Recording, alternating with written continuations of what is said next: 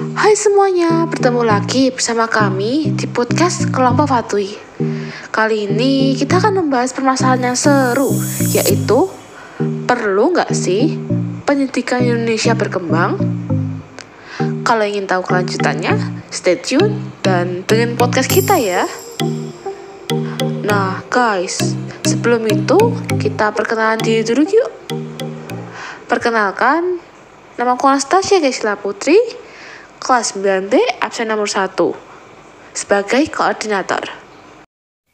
Perkenalkan, nama saya Eva Melia, nomor absen 8 dari kelas 9B. Memperkenalkan, nama saya Marcos Mahendra Theo Fendi Gundawijoyo, kelas 9B, absen 14. Perkenalkan, nama saya Vineta Gabriela, nomor absen 28, kelas 9B. Integrated Learning kelima ini, kami akan mengulik tentang pendidikan bermutu. Kita akan membahas tentang teknologi ramah lingkungan, yang bagaimana dan apa hubungannya pendidikan bermutu dengan dasar negara kita, yaitu Pancasila, dan data tentang pendidikan yang ada di Indonesia. Saya menggunakan judul Education is Developing, isn't it? Teknologi ramah lingkungan. Teknologi yang ada saat ini tidak bisa beroperasi tanpa menggunakan listrik. Sayangnya, tarif listrik terus meningkat naik, ditambah lagi dengan penggunaan bakar fosil untuk pembangkitan listrik, sehingga cadangannya semakin menipis. Oleh sebab itu, maka beralih menggunakan energi baru dengan pemasangan panel surya yang dapat mengubah energi cahaya matahari menjadi energi listrik sebagai solusi untuk penghematan listrik. Dengan perkembangan teknologi energi matahari dapat dimanfaatkan sebagai sumber energi listrik yang dibutuhkan oleh manusia. Keunggulannya, pengolahan panel surya bersifat ramah lingkungan karena proses pengolahan tidak menghasilkan polusi yang beresiko mengganggu ekosistem. Panel surya merupakan gerakan cinta lingkungan yang sangat penting bagi keselamatan lingkungan sekolah, serta mengurangi penggunaan kertas dalam kegiatan belajar mengajar, dan dapat mewujudkan sekolah energi bersih. Panel surya bisa mendukung penggunaan listrik di sekolah terpencil karena menghemat biaya listrik, membantu siswa dan guru dalam kegiatan belajar mengajar. Contohnya di SMA Bengkulu, memasang panel surya di sekolah untuk menyuplai energi listrik. Maka berkat panel surya, aktivitas di sekolah tidak terganggu. Pendidikan bermutu dengan asas Pancasila. Pancasila merupakan dasar negara dan pedoman hidup bagi masyarakat Indonesia, baik orang dewasa hingga siswa sekolah. Sebagai warga negara Indonesia yang baik, kita sebaiknya menerapkan sikap yang sesuai dengan Pancasila ke-1 hingga ke-5, baik di lingkungan masyarakat, di rumah, maupun di sekolah. Tahap pertama Pancasila mengajarkan kita untuk mengutamakan kehidupan beragama dan mempercayai Tuhan Yang Maha Esa. Contohnya, yang pertama, saling membantu bapak atau ibu guru atau teman walaupun berbeda agama.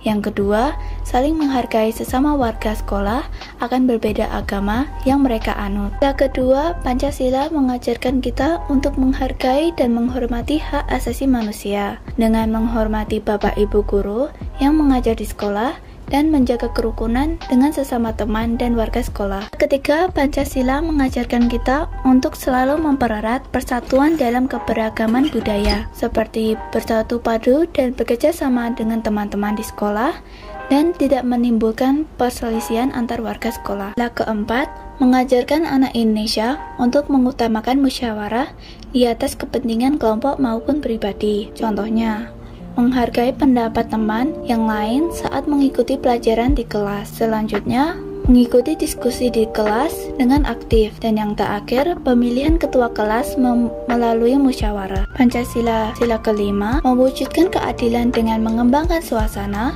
kekeluargaan, dan gotong royong merupakan kewajiban seluruh warga masyarakat Indonesia. Seperti yang pertama, bekerja sama menciptakan suasana kelas yang nyaman dan konduktif. Yang kedua, bersikap adil dengan semua teman di sekolah.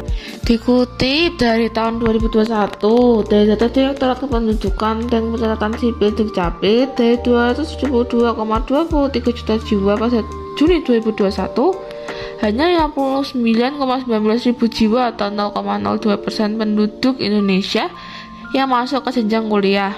Dan jenjang S1 lebih banyak daripada jenjang S2, yaitu 11,58 juta jiwa sampai 822,47 ribu jiwa.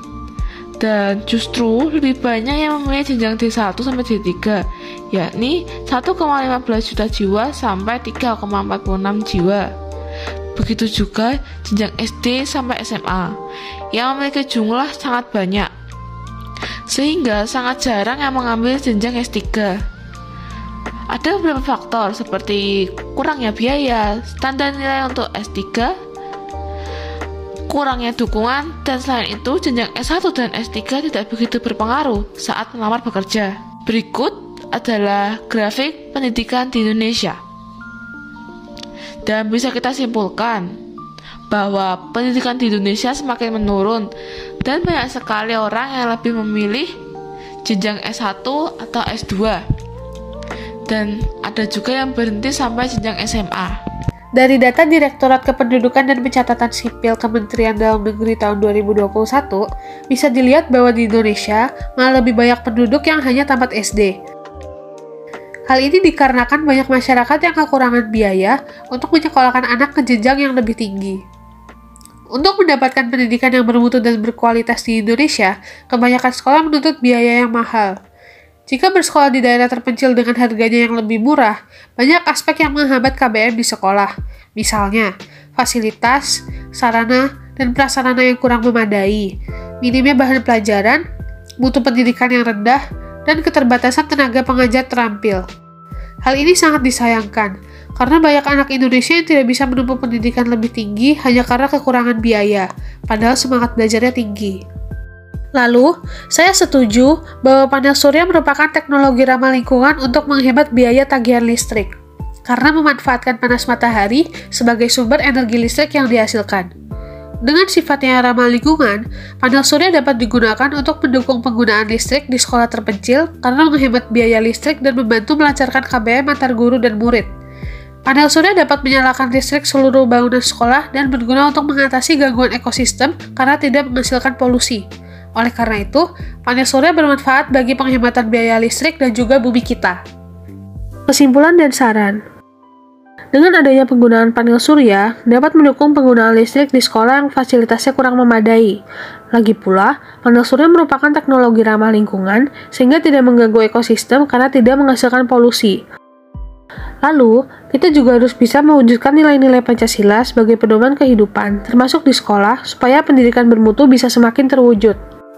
Namun, di kala pandemi, terdapat permasalahan seperti minimnya yang menempuh pendidikan hingga jenjang tinggi karena kekurangan biaya dan efek pandemi yang sangat berpengaruh dalam terciptanya pendidikan bermutu di Indonesia. Untuk mendapatkan pendidikan yang bermutu dan berkualitas di Indonesia, kebanyakan sekolah menuntut harga yang mahal.